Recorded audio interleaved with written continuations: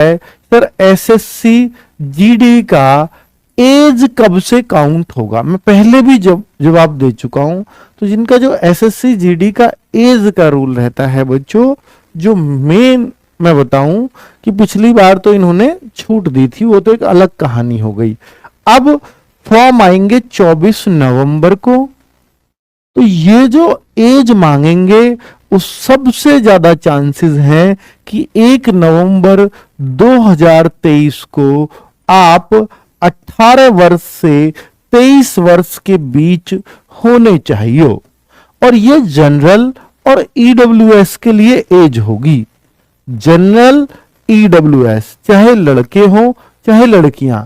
लेकिन अगर ओबीसी की बात करें तो यही एज 18 से कितने तक, 26 तक चली जाती है। अगर मैं एससी एसटी की बात करूं तो यही एज 18 से 28 वर्ष तक चली जाती है। क्लियर? तो अब डाउट मत करना बच्चों। अब मैं अगर अब आपको बोलूं कि भैया 1 नवंबर 2005 तक का भी जो बच्चा है वो इस फॉर्म को फिल कर सकता है। 1 नवंबर 2005 की अगर बाद का है बच्चा, 2005 में अगर वो 1 नवंबर के बाद, यानी नवंबर पूरा महीना, 2 नवंबर से 30 नवंबर और दिसंबर में अगर पैदा हुआ है तो 2005 का वो बच्चा फॉर्म नहीं भर पाएगा। ठीक है, सिर्फ 2 महीने में पैदा हुआ।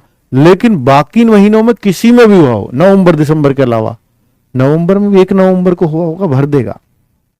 और बाकी 10 महीने में हुआ होगा तो खूब भरेगा, भर भर के, कोई दिक्कत ही नहीं है। 2004-3 वाले तो सब भरेंगे।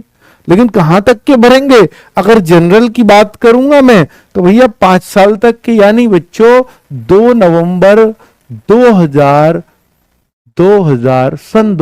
तक के। ये जनरल वाली एज है। जो बच्चे इस एज में आ रहे होंगे तो वो लोग यही लोग फॉर्म भर पाएंगे बस, जनरल और ईडब्ल्यूएस में। और अगर मैं बात करूं भैया इसी को ओबीसी की, तो ये आप 3 साल इसको कम कर दीजिए। ओबीसी में 997, यानी 2 नवंबर 1997 से 1 नवंबर 2005 के बीच जिसकी भी डेट ऑफ बर्थ आ रही होगी ओबीसी वाला भर देगा। अगर मैं एससी एसटी की बात करूं तो ये ऊपर ये लिमिट तो यही रहेगी, लेकिन ये घट जाएगी 1995। तो ये है एससी और एसटी के लिए। तो 2 नवंबर 1995 से बाद का और 1 नवंबर 2005 तक का ये बच्चा फॉर्म भर देगा।